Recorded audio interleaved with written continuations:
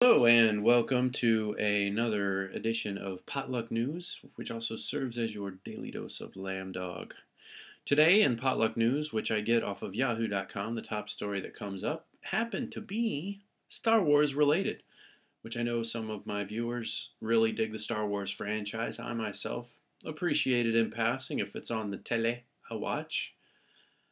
I was very excited back in the day. What was that, 97? 98 when episode 1 came out. I was over in Jacksonville doing training for General Motors. I had just started in the dealership, and I actually saw it by myself in the movies and found myself somewhat disappointed. I mean, it was okay, but it was nothing like the originals, and it was just, to me, downhill from there. This article today had to do with finding out that George Lucas had nothing to do with this story of Episode 7 called The Force Awakens. I found that interesting because I figured he was part of it for some reason, but according to the article, when he handed over the franchise and LucasArts to Disney, it included all of this Star Wars stuff. And this is a J.J. Abrams film, not a George Lucas film.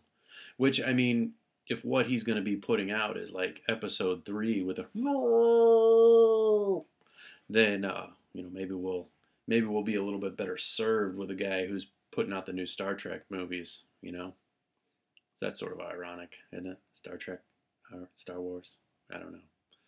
But on a more personal note, I'm feeling about this sort of the way that I'm feeling about the new Fast and the Furious movie. I almost don't want to see it. It's not moving my needle. And Fast and the Furious, I mean, if Paul Walker were still alive, it would mean a lot more to me because I was talking about it with a friend at work, and the whole Fast and the Furious series, if you think about it, with the exception of Tokyo Drift, all of the movies centered around one person, and it isn't Toretto, it's Brian. So how are you going to do a movie without Brian? I don't know. I wouldn't want to be the one trying to do it. So, link to the article below. Enjoy. Tell me what you think. If you're a big Star Wars fan, I mean, like I said, I like it in passing.